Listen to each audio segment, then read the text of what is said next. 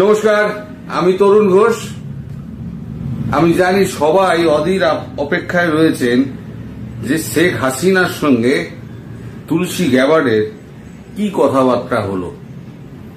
কাল আমি কোন রকম খবর পাইনি, আপনাদের বলেইছিলাম। গতকাল রাত থেকে আজকে সকাল পর্যন্ত টুকরো টুকরো কিছু কথা, কিছু সংলাপ আমার কানে এসছে, যেগুলো মেলালে একটা সামগ্রিক চিত্র পাওয়া যায়। যেমন ধরুন, এই বৈঠকটা হওয়ার আগে অজিত দোভালের সঙ্গে যখন কথা হয় তুলসী গ্যাবার্ডের, তখন তুলসী গ্যাবার্ড বলেন একেবারে কেঠো বৈঠক না করে যদি একটু ঘরোয়া আলাপ আলোচনার মধ্যে দিয়ে বৈঠকটা শুরু করা যায়, তাহলে প্রধানমন্ত্রী শেখ হাসিনা অনেকটা ফ্রি হতে পারবেন, তার মত ছিল। অজিত দোভাল বলেন ঠিকই আছে, কোনো অসুবিধা নেই। সেখানে উপস্থিত ছিলেন রবি সিনহা, আমাদের যিনি রয়ের যিনি চিফ ডিরেক্টর, যিনি তা তিনি টোটাল মিটিংটায় কোনো কথাবার্তাই বলেননি, শুধু মুচকি মুচকি হেসেছেন, আর কিছু বলেননি। মিটিংটা বেশ ভালো হয়েছে এবং সেই মিটিংয়ে অজিত দোভাল একবার ধমক খেয়েছেন প্রধানমন্ত্রী হাসিনার কাছে। শুনে হয়তো আপনাদের অবাক লাগবে, এটাই ঘটনা। ব্যাপারটা হয়েছে শেখ হাসিনার সঙ্গে যখন দেখা হলো, প্রথমে কুশল বিনিময় এবং তারপরেতে একে অন্যের স্বাস্থ্যের খোঁজ খবর নেওয়া, কেমন আছেন, শরীর কি অবস্থা, ঠিকঠাক চিকিৎসা হচ্ছে কিনা আপনার, এই সমস্ত প্রাথমিক কথাবার্তার মধ্যে দিয়ে ওনাকে অনেকটা সহজ করে নেন তুলসী গ্যাবার্ড। এরপর তিনি অভিযোগ করেন, আমি শুনেছি আপনি নাকি চিকিৎসকদের কথা শোনেন না। তখন পাশে যে নার্স দাঁড়িয়েছিলেন, যিনি সেনাবাহিনীর নার্স, তিনি বলেন হ্যাঁ ঠিক বলেছেন আপনি। তখন অজিত দোভাল বলেন এক্স্যাক্টলি। তখন প্রধানমন্ত্রী হাসিনা তাকে বলেন তুমি চুপ করে দাও, সবসময় তুমি আমাকে দাবিয়ে রাখো, তুমি চুপ করো। তো তারপরে তুলসী গ্যাবার্ড তারপরে আর কোনো কথা বলেননি। অজিত দোভালও মিচকি মিচকি হাসছেন এবং রবি সিনহাও মুচকি মুচকি হাসছেন। এরপর যে সমস্ত কথাবার্তা হয় সেগুলো হচ্ছে সম্পূর্ণ কূটনৈতিক এবং এক রাষ্ট্রের সঙ্গে আর এক রাষ্ট্রের সম্পর্ক কিভাবে তৈরি হবে, কিভাবে এই রিলেশনকে আরো এগিয়ে নিয়ে যাওয়া যায়, সে সমস্ত ব্যাপারে কথাবার্তা শুরু হয়। এই কথাবার্তা যখন শুরু হচ্ছে সেই সময়তে তখন ওখানে যিনি নার্স ছিলেন তার একটা ওষুধ খাওয়ার টাইম হয়ে গেছিল, তিনি একটা এনে দিয়েছেন। উনি বললেন রেখে যাও, আমি পরে খাবো। তখন আবার তুলসী গ্যাবার্ড বললেন না, আপনি এখনই খেয়ে নিন, কারণ আপনাকে সুস্থ থাকতে হবে, আপনাকে অনেক দিন কাজ করতে হবে। আপনার দেশ ধ্বংস হয়ে গেছে, সেই দেশকে পুনর্গঠন করতে গেলে আপনাকে সুস্থ শরীরে আপনাকে দেশে ফিরতে হবে। সুতরাং ডাক্তারের পরামর্শ যা আছে সেই অনুযায়ী আপনাকে কিন্তু কাজ করতে হবে। এই যখন কথাবার্তা হচ্ছে তখন কিন্তু নার্সরা ছিলেন না, এই সময় কিন্তু ছিলেন না। তারা অনুমতি নিয়ে ঢোকেন মিটিং রুমে, আবার অনুমতি নিয়ে তারা বেরিয়ে যান। তো এই সমস্ত কথাবার্তা হয়েছে। দেখুন, এই কূটনৈতিক আর যে সমস্ত কথাবার্তাগুলো হয়েছে, আর অর্থনীতি, তারপরে তো রাষ্ট্র গঠন, সেখানে কোন রাষ্ট্র কিভাবে সুবিধা দেবে না দেবে, তারপরে তো মেন কথা হচ্ছে তাকে কি করে ফেরানো হবে সেই প্ল্যান। এবং তার কাছে জানতে চাওয়া হয় যে এ ব্যাপারে আপনার কি মতামত। শেখ হাসিনার কাছে জানতে চাওয়া হয়। শেখ হাসিনা বলেন, আমার মতামত তো কেউ শুনে না, আমি তো এখানে আসতে চাইনি। অজিত দোভালের দিকে তাকিয়ে উনি বলেন, ভারত সরকার আমাকে জোর করেছিল এবং সেনাপ্রধান ওয়াকারুজ্জামান আমার উপরে একটা চাপ সৃষ্টি করেছিলেন দেশ ছাড়ার জন্য, নাহলে আমি দেশ ছাড়তাম না।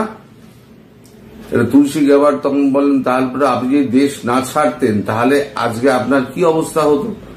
তখন উনি বলেন, না, আমার বাবার যেরকম মৃত্যু হয়েছে সেরকম মৃত্যু যদি আমার হতো সেটা অনেক গর্বের মৃত্যু হতো। আমার চলে আসাটা আমার কাছে আমার ভালো লাগেনি। তখন কথা ওঠে, কে কথাটা তোলেন আমি জানি না, কথা ওঠে, তাহলে আপনি ব্যবস্থা নেননি কেন? তার মানে কি আপনার কাছে ইনফরমেশন পৌঁছানো হয়নি? তখন উনি বলেছেন, হ্যাঁ, আমার কাছে ইনফরমেশন ছিল, কিন্তু আমি চাইনি বাংলাদেশের বুকে এত রক্ত ঝরুক, সেটা আমি চাইনি। আমার প্রাণের বিনিময়ে যদি বাংলাদেশ যদি ঠিক থাকে তাহলে পরে সেই মৃত্যু আমার কাছে অনেক শ্রেয়। সেই কথা তারপরে ইতি পড়ে যায়। এরপরে তাকে একটা দীর্ঘ তালিকা দেওয়া হয়, তুলসী গ্যাবার্ড একটা দীর্ঘ তালিকা দেন। সেই তালিকাটায় বাংলাদেশের ডিজিএফআই থেকে আপনার সমস্ত সেনা সদরগুলোর কোন কোন সদস্য তারা জামাতিদের সঙ্গে যুক্ত আছে, হিজবুতের সঙ্গে যুক্ত আছে, আল শামস আল বদর তাদের সঙ্গে যুক্ত আছে, এটা জামাতেরই একটা অংশ, একদম পুঙ্খানুপুঙ্খভাবে তাদের নাম উল্লেখ করে তাদের ডেজিগনেশন উল্লেখ করা আছে যে এদের সম্পর্কে আপনাকে ব্যবস্থা নিতে হবে। এছাড়া কিছু সাংবাদিক, কিছু আপনার লেখক, বুদ্ধিজীবী এবং ওনার দলের কিছু নেতা যারা ব্যাকস্ট্যাবিং করেছিল, সেরকম একটা লিস্ট ওনাকে ধরিয়ে দেওয়া হয়। উনি পুরো লিস্টটা মনোযোগ দিয়ে পড়েন, তারপরে বললেন, আমি এদের বিরুদ্ধে আমি কড়া পদক্ষেপ নেব। তখন তুলসী গ্যাবার্ড বলেন যে কড়া পদক্ষেপ আপনি তখনই নেবেন যখন আপনি সুস্থ শরীরে দেশে যেতে পারবেন। আমাদের প্রেসিডেন্ট আমার মারফত আপনার কাছে একটি বার্তা পাঠিয়েছে, যেটা আমি ঢুকেই আপনাকে আমি বললাম, আমি আবার আপনাকে বলছি যে তিনি চান আপনি প্রধানমন্ত্রী হিসেবেই দেশে ফিরুন। আমাদের প্রেসিডেন্ট এবং ভারতবর্ষের প্রধানমন্ত্রী শ্রী নরেন্দ্র মোদীজি, তারা দুজনেই যবে সবুজ সংকেত দেবেন তবে আমাদের কাজ শুরু হবে। তার আগে আমাদের প্রেসিডেন্ট ভারতে এসে আপনার সঙ্গে একবার কথা বলতে চান। কি কথা উনি বলতে চান যখন জিজ্ঞেস করার, তখন উনি বলেন যা কি কথা হবে বা কি কথা উনি বলতে চান তা আমি আপনাকে বলতে পারবো না, কারণ তিনি কি ভাবছেন সেটা আমায় উনি বলেননি। উনি আপনাকে যেটুকু বার্তা পৌঁছে দেওয়ার আমি সেইটুকু বার্তা আপনাকে আমি পৌঁছে দিলাম। এর বাইরে দর্শক যে সমস্ত কথাবার্তা হয়েছে, আরো অনেক কথাবার্তা হয়েছে, কিন্তু সেগুলো আমি জানি না, সত্যি কথা বলতে জানি না। আর যদি জানতামও তার পাবলিক প্ল্যাটফর্মে সেগুলো আলোচনা করার মতো বিষয় নয়। ফলে আমি এখন সেগুলো নিয়ে আপনাদের কোনো মন্তব্য করতে পারবো না। এই যে বললাম, এতেই দেখবেন কত অনেকে বলবেন গল্পটা ভালো লাগলো, আর কত গাঁজা খেয়ে বলবেন, এ অনেক আমায় শুনতে হবে। আমি আগেও শুনেছি, এখনো শুনছি, ভবিষ্যতেও শুনবো। তো যাই হোক, আমার বলার কথা আমি বলে যাব, বিশ্বাস করা বা না করা, গুজব বলা কি না বলা তাদের ব্যাপার, আমার কিছু যায় আসে না। এখন ব্যাপারটা হচ্ছে যতক্ষণ না তার ব্যাপারটা দাঁড়ালো এইটা, যতক্ষণ না পর্যন্ত ট্রাম্প সাহেব এখানে আসছেন এবং মোদিজির সঙ্গে ট্রাম্প সাহেবের কথাবার্তা হবে। সেখানে ট্রাম্প সাহেব আবার হাসিনার সঙ্গে কথাবার্তা বলবেন, বলে একটা গ্রিন সিগন্যাল দেওয়া হবে। সেই গ্রিন সিগন্যাল অনুযায়ী কে কাজটা করবে সেটা উৎস রাখা হয়েছে। কাজটা কে করবে আমার যতদূর সম্ভব মনে হয় এটা ওয়াকারুজ্জামানকে দিয়েই করানো হবে, এবং ওয়াকারুজ্জামান ভেতরে ভেতরে তৈরি আছেন। তিনি নিজের জায়গাগুলো ঠিকঠাক করে নিচ্ছেন, রিপেয়ার করে নিচ্ছেন, এবং বাকি যারা ওই হিজবুত জামাতি আইএসআই পন্থী যারা ছিল তাদেরকে অনেকটা চাপিয়ে উনি দিয়েছেন। বাকি কাজটুকু সময় মতো হয়ে যাবে। তাহলে পরে ভবিষ্যতে আপনাদের প্রধানমন্ত্রী শেখ হাসিনা খুব শিগগিরই আপনাদের দেশে সুস্থ অবস্থায় ফিরে যাবেন, এবং তার আগে যা সাফাই কাজকর্ম আছে সেই সাফাই কাজকর্ম দুই দেশ মিলে হোক বা এক দেশ মিলে হোক, যেভাবে হোক সেই সাফাই কাজকর্ম সমস্ত সম্পন্ন হয়ে যাবে। তাহলে এই হলো গিয়ে আজকের আমার মোটামুটি বক্তব্য। এর বেশি আমার কাছে আর কোনো খবর নেই। সবাই আমি জানি যে সবাই এখন খুব ক্লান্ত হয়ে পড়েছেন। আপনারা এই 30 দিন ব্যাপী রোজা করা, এই যে কত কঠিনতম কাজ, এটা আমাদের পক্ষে ভাবাটাও দুঃসাধ্য, এবং সেই দুঃসাধ্যকে সাধন করে দেখাচ্ছেন আপনারা। কোটি কোটি প্রণাম আপনাদের।